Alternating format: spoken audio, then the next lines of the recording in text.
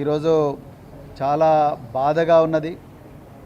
మరి ఈరోజు తరగతి గదుల్లో ఉండాల్సిన బిడ్డలు, మరి ముఖ్యంగా పేద దిగువ మధ్య తరగతి వర్గాలకు చెందిన ఈ పేద బిడ్డలు, తెలంగాణ భవిష్యత్తును తీర్చిదిద్దాల్సిన ఈ బిడ్డలు ఈరోజు రోడ్లెక్కడం, సమస్యల పరిష్కారం కోసం, వాళ్ళ భవిష్యత్తే అంధకారంగా మారిన ఈ పరిస్థితి లోపల వాళ్ళు ఇవాళ రోడ్డెక్కి సమ్మె చేసే పరిస్థితి రావడం అనేది చాలా చాలా బాధాకరం. మరి ఈరోజు భారత రాష్ట్ర సమితి కేంద్ర కార్యాలయం మా వర్కింగ్ ప్రెసిడెంట్ కేటీఆర్ గారు చెప్పినట్టుగా, deputy floor leader Harish Rao గారు చెప్పినట్టుగా జనతా గ్యారేజ్గా మారింది. అంటే ఎవరికి బాధలున్నా ఆ బాధలు చెప్పుకోవడానికి, ఎవరికి ఎంత నొప్పి ఉన్నా కూడా ఆ నొప్పికి ఉపశమనం కలిగించడానికి ఈ భారత రాష్ట్ర సమితి కేంద్ర కార్యాలయం ఈరోజు మారింది. ఈరోజు రాష్ట్ర విద్యాశాఖ మంత్రి రేవంత్ రెడ్డి గారు, రాష్ట్ర ముఖ్యమంత్రి రేవంత్ రెడ్డి గారు, అయ్యా రేవంత్ రెడ్డి గారు, మీ విద్యాశాఖలో ఉండే పాలిటెక్నిక్ కళాశాలల వేలాది మంది విద్యార్థులు ఇలా తెలంగాణ వ్యాప్తంగా రోడ్డెక్కి వాళ్ళ భవిష్యత్తు గురించి హాహాకారాలు చేస్తుంటే మీరు మాత్రం కుటుంబ సమేతంగా ఢిల్లీ పోయి, ఢిల్లీ నుంచి లండన్లో పెళ్ళిళ్ళకు పోయి, అక్కడి నుంచి మంచిగా హాయిగా కొన్ని రోజులు సరదాగా గడపడం కోసం మరి అమెరికా పోయారు. ఇక్కడనేమో మీకు ఓట్లేసిన తల్లిదండ్రుల గర్భాన పుట్టిన బిడ్డలు, తెలంగాణ ముద్దు బిడ్డలు, పేదింటి బిడ్డలు ఇవాళ రోడ్ల మీద హాహాకారాలు చేస్తూ ఉన్నారు.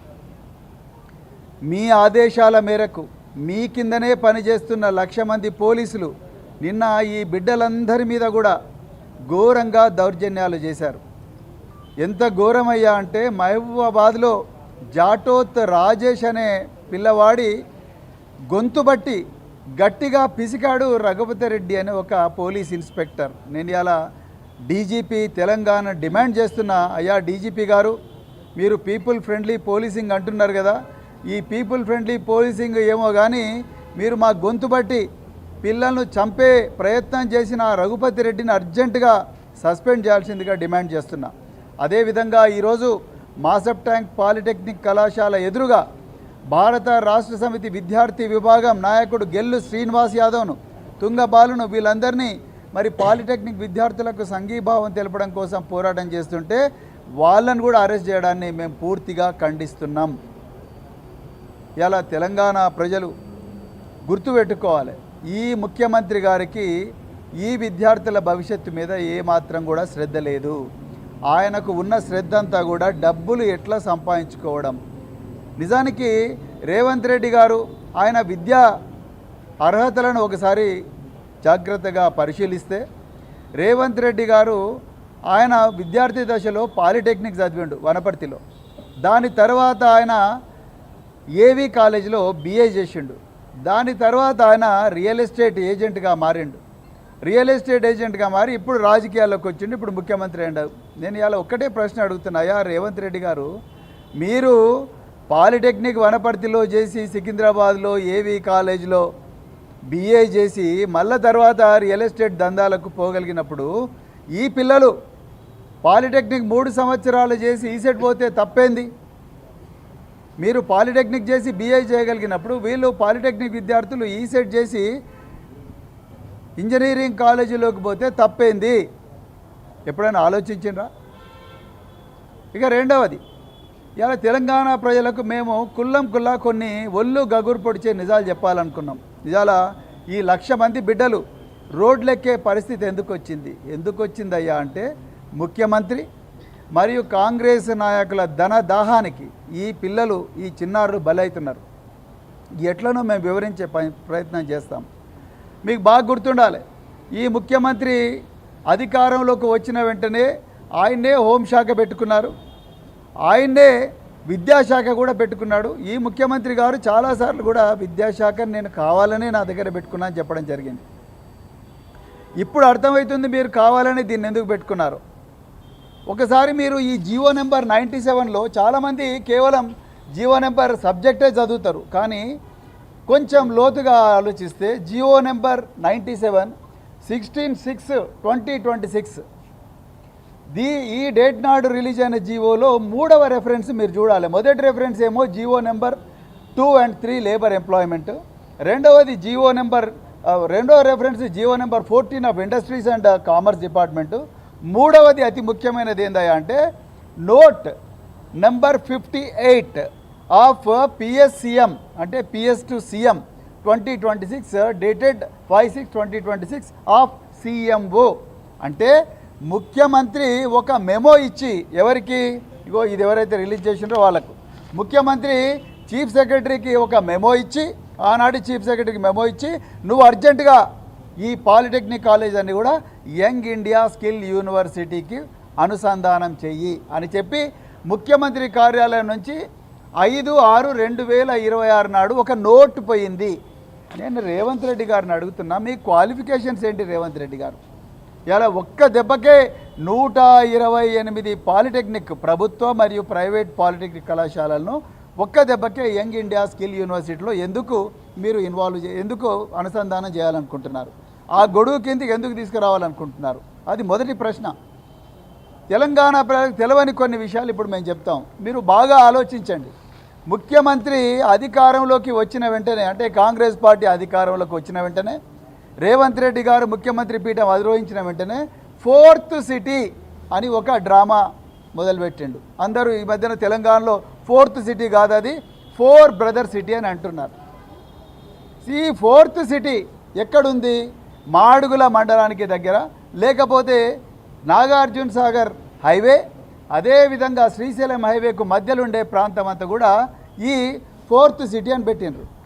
ఈ 4th సిటీలో ముఖ్యమంత్రి గారు అక్కడ రియల్ ఎస్టేటు బాగా లేపాలి, ఈయనకు అక్కడ 3,000 నుంచి 4,000 ఎకరాలు ఈయన కుటుంబ సభ్యులకు ఆ 4 సిటీలో అక్రమంగా అక్వైర్ చేసిండ్రని, ముందు రియల్ ఎస్టేట్ వ్యాపారే ముఖ్యమంత్రి కాబట్టి, ముఖ్యమంత్రి తన BA కంప్లీట్ చేసిన తర్వాత, BA కంప్లీట్ చేసిండో లేదో మనకు తెలియదు, ఆయనకి ఏం సర్టిఫికేట్ ఉందో, ఎన్ని మార్కులు వచ్చినాయో తెలంగాణ పిల్లలకు తెలియదు.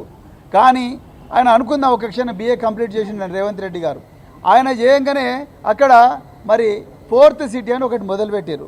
4th సిటీ అని మొదలుపెట్టిన తర్వాత దానికి రియల్ ఎస్టేట్లో అయింది, ఒక భూమికి రేటు రావాలంటే ముందు రోడ్డు వేయాలి. 4,000 కోట్ల రూపాయలతోని అక్కడ గ్రీన్ ఫీల్డ్ హైవే ఒకటి కడుతున్నాడు రేవంత్ రెడ్డి గారు. మరి రోడ్డు వేసినా కూడా రేట్లు పెరుగుతలేవు. అందుకొరకు ఏదైనా ఒక పెద్ద ఎడ్యుకేషన్ ఇన్స్టిట్యూట్ పెట్టాలి అని చెప్పేసి యంగ్ ఇండియా స్కిల్ యూనివర్సిటీని తీసుకుపోయి ఆ 4th సిటీలో పెట్టండు. దేనికోసం? ఆ 3,000 ఎకరాల భూములకు రేట్లు రావడం కోసం యంగ్ ఇండియా స్కిల్ యూనివర్సిటీ అని పెట్టండి. ఇది వాస్తవం. మరి యంగ్ ఇండియా స్కిల్ యూనివర్సిటీ మరి ఇట్లా చెప్తే కాదు కదా, ముందరనే దీనికి ప్లాన్ చేయాలంటే ఒక కుక్కను చంపే ముందు అది పిచ్చిదే అని చెప్పాలి. అందుకొరకే ముఖ్యమంత్రి గారు ఏమన్నారు, మొదటి నుంచి ముఖ్యమంత్రి గారు ఇంజనీరింగ్ మరియు టెక్నికల్ విద్య నామకే వాస్తే క్రిమినల్ వేస్ట్ ఆఫ్ టైం అని చెప్పింది ఈ ముఖ్యమంత్రి. అంటే ఇది కేవలం టైం వేస్ట్ వ్యవహారము, క్రిమినల్ వేస్ట్ ఆఫ్ టైం అంటే ఇంకా ఉల్టా చెప్పాలంటే క్రిమినల్ని తయారు చేసే విద్యలో అని చెప్తున్నాడు ఆయన ముఖ్యమంత్రి గారు. ఒక విద్యాశాఖ మంత్రి ఈ విధంగా మాట్లాడవచ్చా? Criminal waste of time. అయ్యా ముఖ్యమంత్రి గారు, మీరు 200 కోట్లతో కట్టిన బోధి ప్యాలెస్ ఏదైతే మర్రి చెన్నారెడ్డి హ్యూమన్ రిసోర్స్ డెవలప్మెంట్లో కట్టింది ఎవరు? ఇగో ఈ చిన్నారి బిడ్డలే, పాలిటెక్నిక్ విద్యార్థులే. మీరు నడుస్తున్న బుల్లెట్ ప్రూఫ్ కారు, మీ మినిస్టర్లకు డీజీపీ గారు చాలా గొప్పగా ఇచ్చిన బుల్లెట్ ప్రూఫ్ కార్లన్నీ కూడా ఇంజనీర్లు తయారు చేసినవే రేవంత్ రెడ్డి గారు. మీరు రోజు మాట్లాడుతున్న మైకులు, కేసీఆర్ గారిని ప్రతిరోజు కూడా తిడుతున్న మైకులు ఏవైతే ఉన్నాయో ఆ మైకులను డిజైన్ చేసి నడిపించింది కూడా ఇంజనీరింగ్ విద్యార్థులే. ఈ విద్యార్థులే వీళ్ళే ఆ స్కిల్స్ నేర్చుకొని పాలిటెక్నిక్ కళాశాలలో అక్కడి నుంచి ఈసెట్ రాసి ఇంజనీరింగ్ కాలేజీలో ఇంజనీర్లు అయ్యి గొప్ప గొప్ప ఆవిష్కరణలు చేసిండ్రు రేవంత్ రెడ్డి గారు. మీరు వీళ్ళని క్రిమినల్ వేస్ట్ ఆఫ్ టైం అన్నారు. దాని తర్వాత మీరేం చేసిండ్రు? మెల్లగా అసెంబ్లీలో 2024లో యంగ్ ఇండియా స్కిల్ యూనివర్సిటీ అని ఒక యాక్ట్ తీసుకొచ్చిండ్రు. 2024లో తీసుకొచ్చిండ్రు. అందులో సెక్షన్ 44లో మీరేం చెప్పిండ్రు?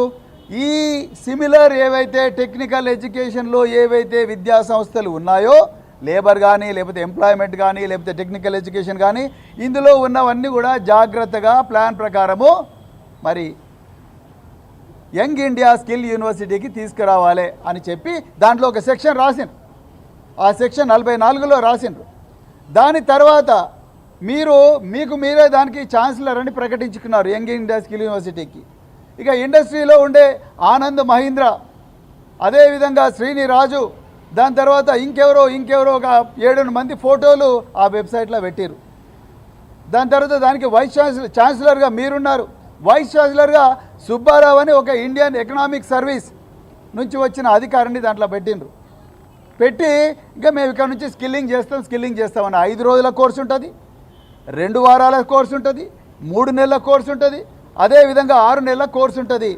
అంటే ఈ కంపెనీలకు, హైదరాబాద్ చుట్టుపక్కల ఉండే కంపెనీలకు కానీ, దేశంలో కానీ కంపెనీలకు కానీ ఎవరన్నా ఎంప్లాయీస్ కావాలంటే, లేబర్ కావాలంటే, స్కిల్డ్ లేబర్ కావాలంటే ఎవరైనా కూడా అక్కడికి పోయి స్కిల్లింగ్ చేసుకొని వాళ్ళు ఉద్యోగాలు తెచ్చుకోవచ్చు. అంటే ఇండైరెక్ట్గా చెప్పాలంటే కంపెనీలకు ట్రైనింగ్ చేసే పరిస్థితి లేదు. ఆ డబ్బులు ఎందుకు వేస్ట్ చేయడం, మనం స్కిల్ యూనివర్సిటీ నుంచే మన తరపున కంపెనీలు ఆ యూనివర్సిటీ ట్రైన్ చేస్తుంది కదా అని చెప్పి కంపెనీలకు సాయం చేయడం కోసం మీరు యంగ్ ఇండియా స్కిల్ యూనివర్సిటీ తీసుకొచ్చిండ్రు.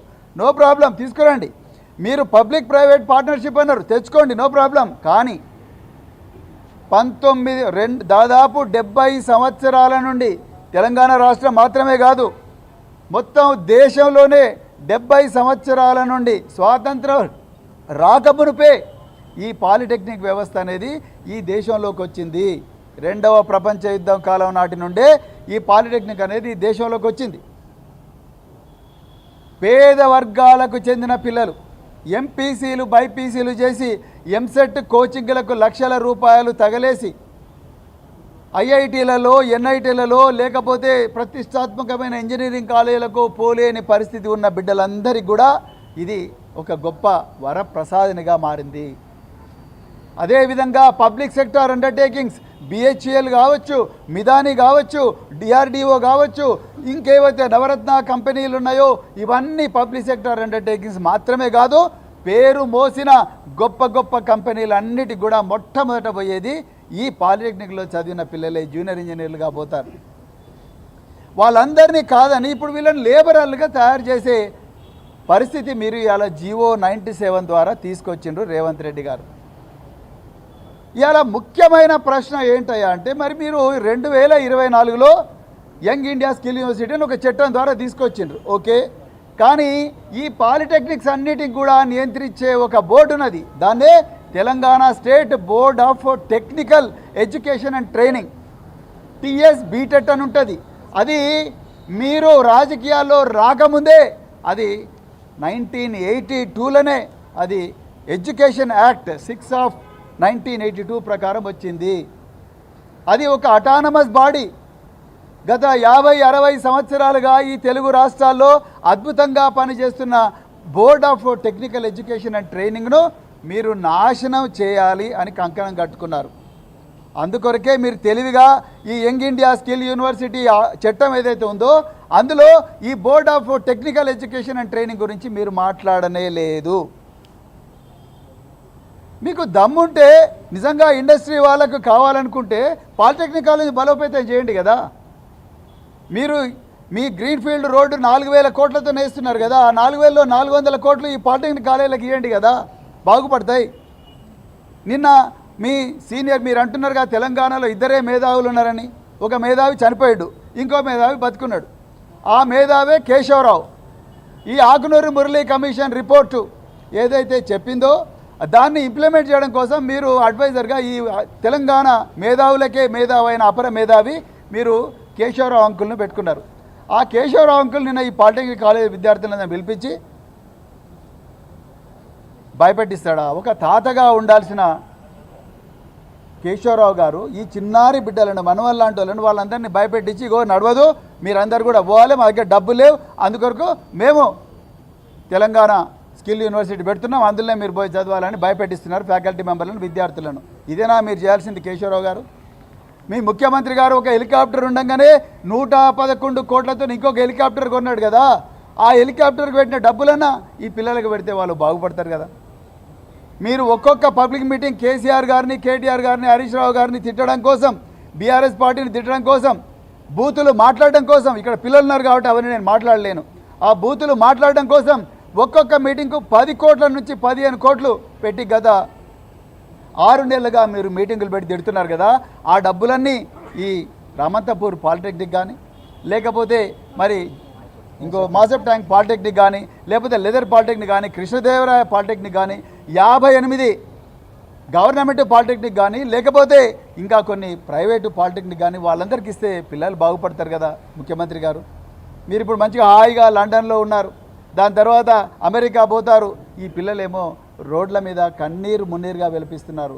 అసలు మిన్నసోటాలో జార్జ్ ఫ్లాయిడ్ను ఎట్లయితే గొంతు బిస్కి ఒక పోలీస్ ఆఫీసర్ చంపేసిండో ఆ విధంగా జాటోత్ రాజేష్ అనే పాలిటెక్నిక్ విద్యార్థిని చంపే ప్రయత్నం మీ ఆధీనంలో పనిచేస్తున్న పోలీసులు చేసిండ్రు. వాళ్ళ మీద తప్పనిసరిగా మీరు చర్యలు తీసుకోవాలి. జీవో నెంబర్ 97 తర్వాత పాలిటెక్నిక్లో పనిచేస్తున్న ఉపాధ్యాయుల పరిస్థితి ఏంది? మీరు పబ్లిక్ ప్రైవేట్ పార్ట్నర్షిప్ అన్నారు. పబ్లిక్ ప్రైవేట్ పార్ట్నర్షిప్లో రేపు ఆ కంపెనీలు మాకు నష్టాలు వచ్చినాయని వాళ్ళు వెళ్ళిపోతే ఆ ఉపాధ్యాయుల పరిస్థితి ఏంది? వీళ్ళ పరిస్థితి ఏంది? వీళ్ళందరూ రోడ్ల మీద పడరా? ఇప్పుడు వీళ్ళు పాలిటెక్నిక్ కంప్లీట్ చేసి వాళ్ళు ఇంజనీరింగ్ పోతే మీకు వచ్చే నష్టం ఏంటి? సింగపూర్ చూడండి, జర్మనీ చూడండి, సౌత్ కొరియా చూడండి, మిగతా ఏ దేశాలైనా కూడా పాలిటెక్నిక్ కంప్లీట్ చేసిన తర్వాత కూడా హయ్యర్ ఎడ్యుకేషన్ పోయే అవకాశం అన్ని దేశాలు ఇచ్చినాయి. మీరు తెలంగాణలో ఎందుకు ఆపుతున్నారు రేవంత్ రెడ్డి గారు? మీరు తెలివిగా ఈ ఆకునూరు మురళికి ఏం రాయమని చెప్పి మీరు ఏం రాయమని చెప్పినారో అదే రాసిండు ఆయన కూడా. ఈ పాలిటెక్నిక్ వాళ్ళు ఈ ఈసెట్ ద్వారా ప్యారలల్గా ఇంజనీరింగ్ పోవద్దు, ఈ పాలిటెక్నిక్ అన్నీ కూడా ఇంజనీరింగ్ పోయే కోచింగ్ సెంటర్లుగానే మారినాయి, ఇండస్ట్రీకి ఎవరిని పంపిస్తలేరని వీళ్ళ మీద విషం కక్కింది తెలంగాణ ఎడ్యుకేషన్ కమిషన్. అందుకొరకే ఆకునూరు మురళి గారు ఈ దేశంలో విద్యాశాఖ మంత్రి ఎవరైనా ఉన్నారంటే అది రేవంత్ రెడ్డి ఉన్నాడని మిమ్మల్ని ఆకాశానికి ఎత్తేసిండ్రు. మీరు కూడా ఈ విద్యార్థులను పాతాళంలో తొక్కుతున్నారు. ఆయన ఆకాశానికి మిమ్మల్ని ఎత్తేసిండు, విద్యార్థుల భవిష్యత్తును మీరు పాతాళంలోకి తొక్కుతూ ఉన్నారు. ఎంత ఘోరం! ఈ పిల్లలతో ఒక్కరోజైనా మాట్లాడినరా రేవంత్ రెడ్డి గారు? మీరు జీవో నెంబర్ 97 తీసుకొచ్చిండ్రు, ఒక్కరోజైనా మాట్లాడినరా?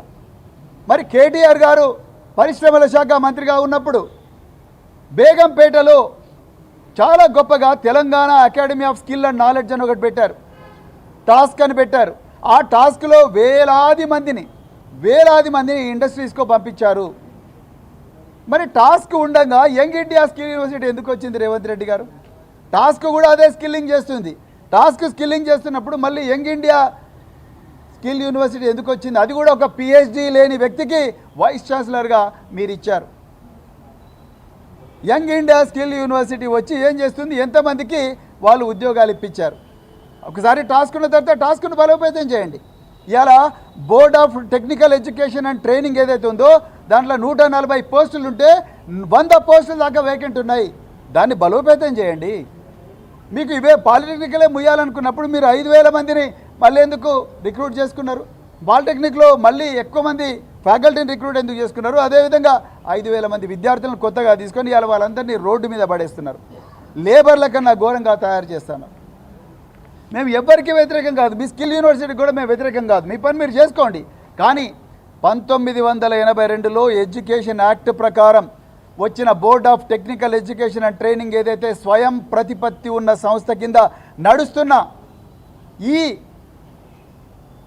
పాలిటెక్నిక్ కాలేజెస్, ఇంజనీరింగ్ కాలేజెస్ ఉన్నాయి, వాటి నోట్ల మట్టి కొట్టకండి, ఆ పిల్లల నోట్ల మట్టి కొట్టకండి. పేద పిల్లలండి వీళ్ళు, మీలాగా ఆగర్భ శ్రీమంతులు కాదు, మీలాగా 1500 ఎకరాలున్న కుటుంబాల నుంచి వచ్చిన బిడ్డలు కాదు.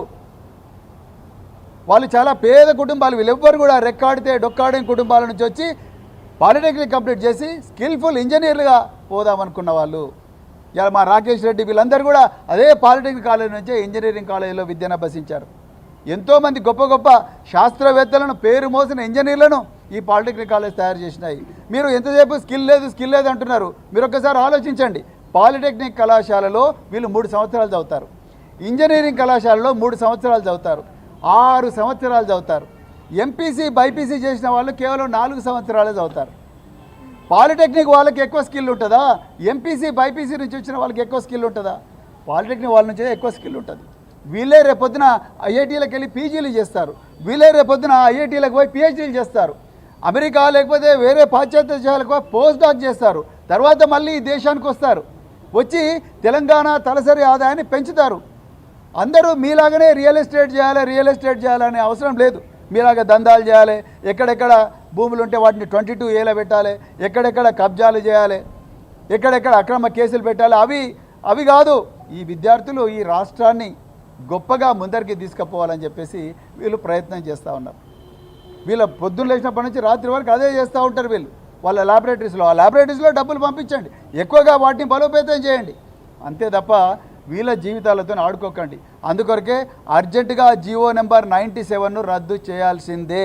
అది రాజ్యాంగ వ్యతిరేకమైన జీవో. మళ్ళీ చెప్తున్నా, రాజ్యాంగ వ్యతిరేకమైన జీవో.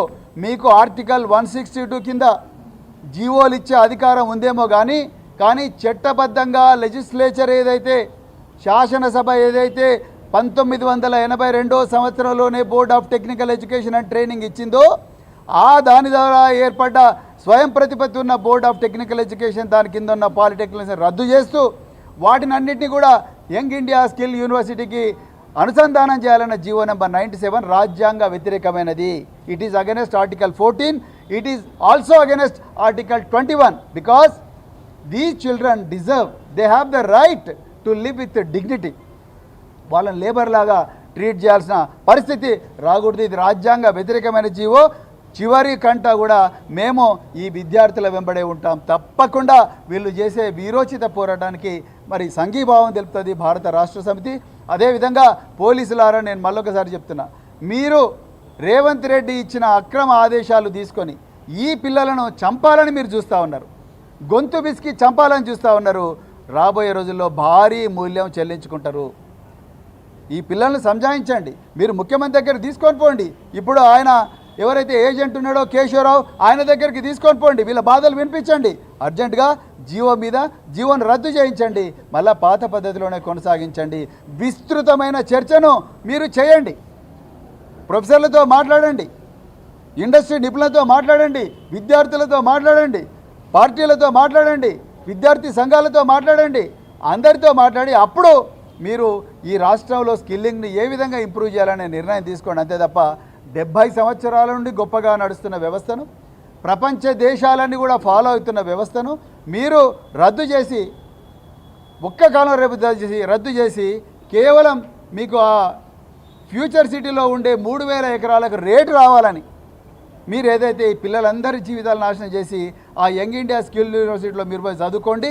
పాలిటెక్నిక్ కళాశాల విలువైన ఆస్తులన్నీ కూడా ప్రైవేటు కంపెనీలకు దారాదత్తం చేస్తాం. వాడు ఇష్టం వచ్చినట్టు సంపాదించుకొని వాడు ఇచ్చినప్పుడు తీసుకోండి, లేకపోతే లేదు. నేను మాత్రం నా రియల్ ఎస్టేట్ బాగుంటే చాలనే ధోరణి ఏదైతే ఉందో రేవంత్ రెడ్డి గారు, అది అబ్సల్యూట్లీ తప్పు, రాజ్యాంగ వ్యతిరేకం, అమానవీయం. ఈ పిల్లల మొహాలు చూడండి. కనీసం మీరు అర్జెంటుగా లండన్ నుంచి వాపసు రాండి, అమెరికా బంద్ చేసుకోండి, విమానం రద్దు చేసుకొని ప్రత్యేక విమానాలు వచ్చి ఈ పిల్లలతో మాట్లాడండి, సారీ చెప్పండి. పిల్లల కోసం తప్పు లేదు పిల్లలకు సారీ చెప్తే. అందుకొరకు మరొకసారి మరి ఈ అవకాశం వచ్చినందుకు నాకు చాలా బాధగా ఉంది ఈ పరిస్థితి వచ్చినందుకు. కానీ తప్పకుండా మేము మళ్ళీ అందరు కూడా మరి పాలిటెక్నిక్ విద్యార్థులందరికీ కూడా మరొకసారి భారత రాష్ట్ర సమితి తరఫున మరి మేము తప్పకుండా మీ వెంటే ఉంటామని చెప్తూ మరొకసారి అందరికీ జై తెలంగాణ, జై కేసీఆర్. ఇప్పుడు